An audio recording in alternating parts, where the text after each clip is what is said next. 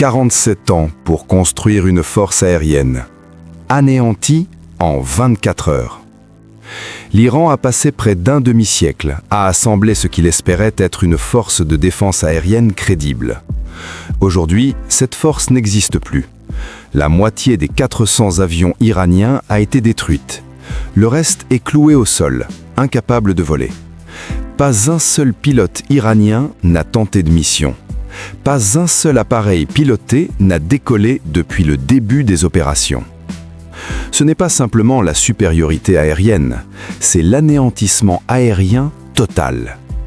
Les images, l'imagerie satellite et l'analyse tactique racontent tous la même histoire. Les États-Unis ont atteint ce que les stratèges militaires appellent la domination aérienne totale en moins de 24 heures. Voici l'analyse complète de comment c'est arrivé. Le commandement central américain a publié des images qui montrent exactement ce qui se passe sur les bases aériennes iraniennes. Des jets iraniens posés sur les tarmacs détruits en quelques secondes. Vidéo après vidéo montrent le même schéma. Avions oblitérés avant même que les pilotes puissent les atteindre. L'analyse de Max Afterburner sur les frappes révèle la nature systématique de la campagne. Ils ont complètement démantelé l'armée de l'air iranienne, frappant des bases comme Tabriz. Les F-4 Phantom, les avions d'attaque Su-22, les F-14 Tomcat, les F-5 Tiger et les sites de drones sont vaporisés avant que quoi que ce soit puisse bouger. L'armée de l'air israélienne a confirmé avoir détruit un F-4 et un F-5 iranien sur la base aérienne de Tabriz, alors que les deux appareils se préparaient au décollage.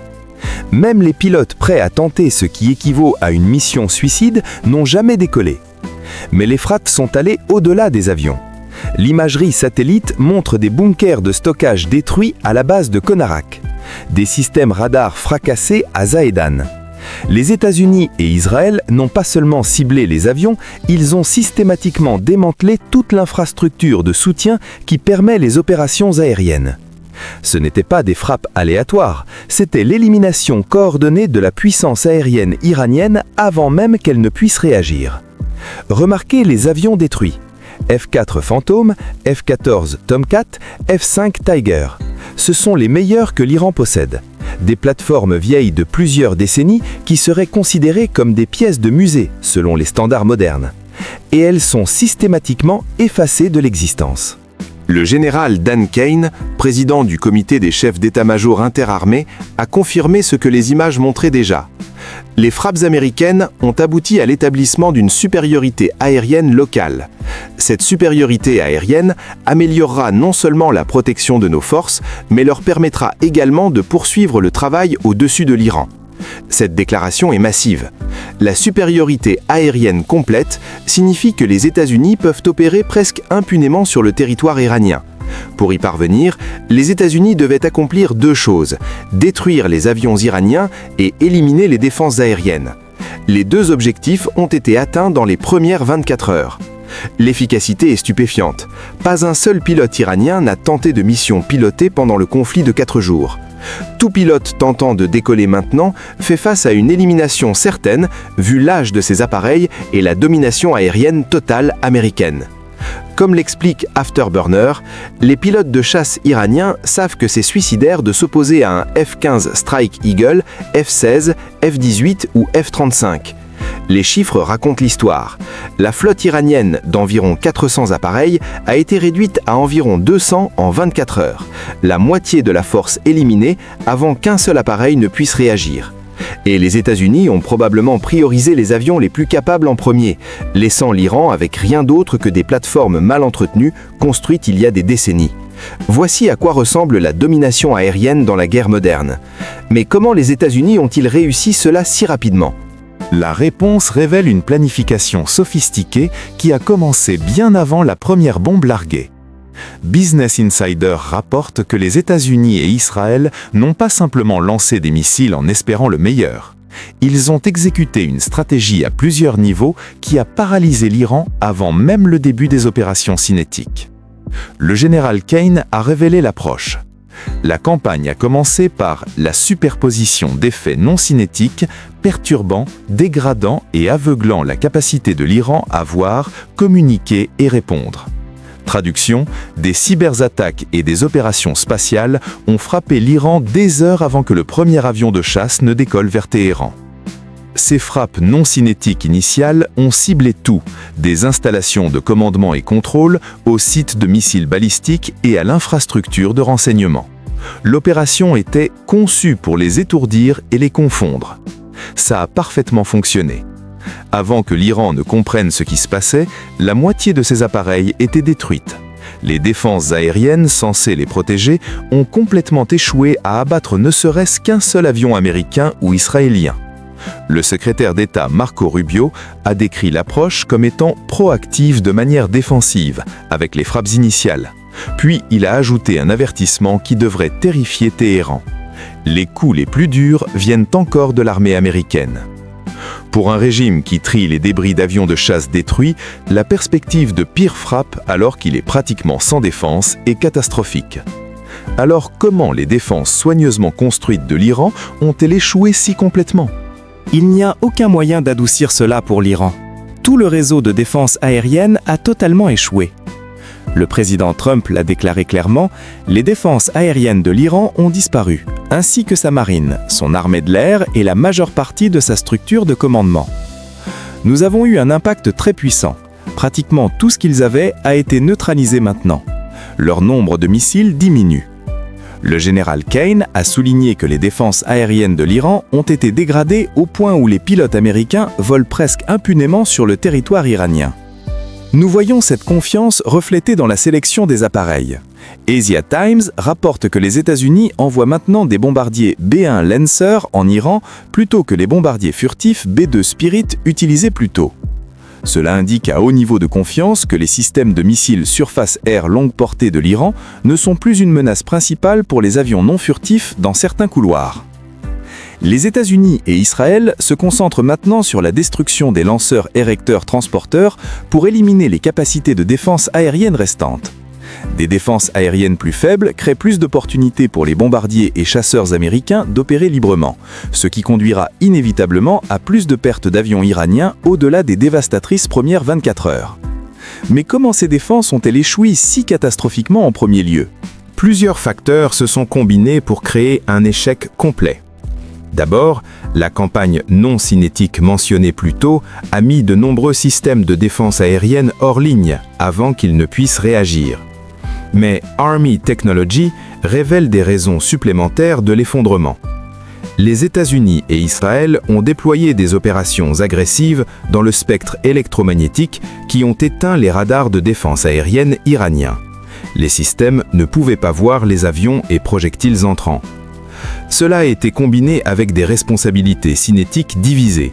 Les États-Unis ont géré les frappes contre les défenses aériennes, les centres de contrôle et l'infrastructure militaire. Israël a ciblé les lanceurs de missiles balistiques et le commandement. La tâche était plus facile, car le corps des gardiens de la révolution islamique conservait environ 100 systèmes de défense aérienne, mais manquait probablement de missiles suffisants pour les utiliser efficacement. Ensuite, il y a le problème de qualité. L'Iran a déployé des systèmes de copie dans tout son réseau. Oui, ils ont quelques plateformes de défense aérienne russes et chinoises, mais la plupart sont des versions rétro-conçues, rapporte Army Technology. Le Bavar 373 de l'Iran est une copie bon marché des systèmes S-300 que l'Ukraine détruit en quantité massive contre la Russie. Le Yazahara est rétro-conçu du HQ-7 chinois. Même histoire avec le système Zubin. L'Iran a essayé de contrer deux des forces aériennes les plus puissantes du monde avec un réseau rempli de copies inférieures de la technologie d'autres pays. Le résultat était prévisible. Actuellement, les États-Unis ont atteint la supériorité aérienne grâce à ces échecs de défense. L'objectif de l'Amérique est de maintenir cette supériorité, bien qu'Afterburner note que certains systèmes de missiles surface à air sont toujours vivants et fonctionnels, ils surgiront d'une cachette et lanceront un missile. Les États-Unis doivent encore être prudents. Les défenses aériennes de l'Iran sont paralysées, mais pas complètement éliminées. Pourtant, elles étaient assez inutiles pour échouer complètement pendant la campagne de choc et d'effroi de 24 heures de l'Amérique. Ce qui nous amène à la deuxième raison pour laquelle cela s'est produit. Le fait simple, l'armée de l'air iranienne n'a jamais été capable de rivaliser avec ce que les États-Unis ont apporté dès le départ. C'était Mike Tyson livrant un coup dévastateur à un vieil homme sans défense. Aerotime fournit les détails de la position désespérée de l'Iran depuis le début. Les meilleurs avions de chasse comprenaient 65 F-4, 41 F-14, 35 F-5 et un assortiment de plateformes russes de l'ère soviétique comme le Su-24 et le MiG-29. Ajoutez quelques ravitailleurs et avions de mission spéciale et c'est tout ce que l'Iran avait. Le pays n'a pas de flotte d'alerte précoce aéroportée. Combiné avec l'échec de la défense aérienne, cela signifiait que le coup de Tyson était en fait un coup de poing surprise à l'arrière de la tête de l'Iran. Une force aérienne antique est déjà assez mauvaise contre les États-Unis. Mais une vieille force aérienne qui n'est même pas correctement entretenue est catastrophique. Il y a environ 400 avions vieillissants qui ont été paralysés par les sanctions et manque de capacité moderne, dit Afterburner. Du moins, il y avait 400 avions. Il y en a beaucoup moins maintenant. Même si les pilotes iraniens étaient assez fous pour tenter de voler avec ces vieux jets, ils ne pourraient pas faire confiance aux appareils pour remplir leur capacité limitée. Il y avait de nombreux avertissements que cela arriverait. En mai 2022, Iran International a rapporté que les sanctions étaient derrière une série d'accidents de l'armée de l'air entraînant plusieurs morts. 2 pilotes sont morts à la base aérienne de Desfoul en juin 2021 en raison de défaillances soudaines de sièges éjectables, avant même que leurs avions ne quittent le sol. Le général de brigade retraité Kioumars Haïdarian, qui s'est entraîné aux États-Unis et a volé pour l'Iran avant et après la révolution de 1979, a expliqué pourquoi les accidents arrivent partout, mais si l'équipement est complet, il est naturel que le nombre d'accidents soit moindre. Traduction, les sièges éjectables explosent spontanément quand vous manquez de pièces de maintenance. En juin 2025, The National Interest a qualifié l'armée de l'air iranienne de désastre, notant que l'Iran est allé à des extrêmes pour garder une poignée d'avions anciens en état de vol, mais même cela n'allait jamais être efficace contre une force aérienne moderne. Les sanctions ont créé un double coup. Une vieille flotte combinée avec une incapacité totale à entretenir la plupart des avions de cette flotte. Le combat allait toujours favoriser l'Amérique. Les pilotes iraniens ne volent pas parce qu'ils n'ont pas l'équipement. Ils ne l'avaient pas avant que les bombes ne tombent et ils ne l'auront jamais maintenant que les appareils viables sont détruits. Même avant les frappes américaines, The National Interest affirmait que seulement 50 à 60% des 400 appareils iraniens étaient volables. Le reste était cannibalisé pour des pièces détachées que les sanctions empêchent l'Iran d'acheter ailleurs. C'était un combat inégal dès le départ. Mais c'est ce qui arrive quand vous avez une flotte composée principalement de vieux appareils occidentaux et un régime qui déteste l'Occident. Mordre la main qui nourrit, en quelque sorte. Avec son armée de l'air pratiquement disparue, l'Iran n'a plus qu'une poignée d'options aériennes. Presque toutes sont non pilotées. L'Iran n'a pas seulement perdu des millions de dollars en avions, il fait également face au coût irrécupérable de l'entraînement de pilotes qui ne voleront plus jamais. Les drones iraniens font plus que ces appareils n'ont jamais fait. Al Jazeera rapporte que des centaines de drones iraniens ont ciblé des bases et des nœuds militaires dans plusieurs pays du Golfe, notamment l'Arabie Saoudite, l'Irak, le Koweït et les Émirats Arabes Unis. L'agence de presse russe TASS a cité l'expert en aéronefs sans pilote, Dmitry Kouziakin, affirmant « L'économie est l'arme principale de toute guerre, et ici, elle est du côté de l'Iran. L'Iran peut faire la guerre avec des drones littéralement indéfiniment. C'est exagéré. » Certes, les États-Unis dépensent plus que le coût de construction d'un drone en missiles de défense aérienne pour les systèmes Patriot. Mais combiner les sanctions existantes avec les États-Unis et Israël détruisant les installations de production de drones iraniens avec des missiles coûteux suggère que la stratégie de l'Iran basée sur les drones a une durée de vie plus courte que ce que l'analyste russe prétend. Et les États-Unis ont leurs propres drones.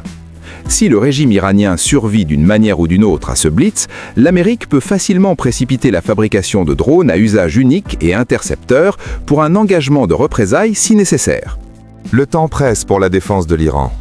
Tout ce qui reste, ce sont des drones et des stocks de missiles qui s'épuisent. L'armée de l'air, avec toutes les autres facettes de la stratégie asymétrique destinée aux États-Unis, est en ruine. L'Iran essaie toujours de maintenir une certaine menace. Alors que les avions de chasse brûlaient sur les tarmacs, l'Iran a juré de frapper les pays européens s'ils osaient rejoindre la guerre du côté de l'Amérique. Mais les États-Unis, et probablement l'Europe, savent que ces menaces sonnent de plus en plus creux. L'Iran n'est pas en position de les faire. Si l'on en croit Trump, toutes les portes de sortie que les États-Unis auraient pu offrir il y a quelques jours ont été retirées. Ils veulent parler, a affirmé Trump à propos de l'Iran. J'ai dit, trop tard. Cependant, Trump doit s'entretenir avec les restes du régime iranien le 8 mars, apparemment à la demande du régime. Un drapeau blanc sera probablement présent.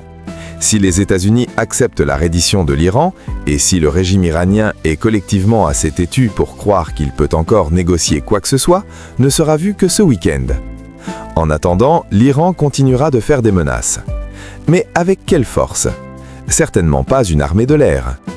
Avec la moitié de sa flotte disparue et le reste peu susceptible d'être volable, l'Iran a cédé ses cieux aux États-Unis et à Israël. Tout cela a pris 24 heures. 47 ans pour construire une armée de l'air. 24 heures pour la détruire. L'Iran ne peut même pas se consoler avec l'idée que l'armement avancé a vaincu ses jets. Les chasseurs iraniens n'ont jamais décollé. Les États-Unis ont atteint la domination aérienne complète grâce à une planification supérieure, une technologie écrasante et une exécution systématique. Pour l'Iran, les cieux sont maintenant contrôlés par ses adversaires. Et il ne reste rien pour changer cette réalité.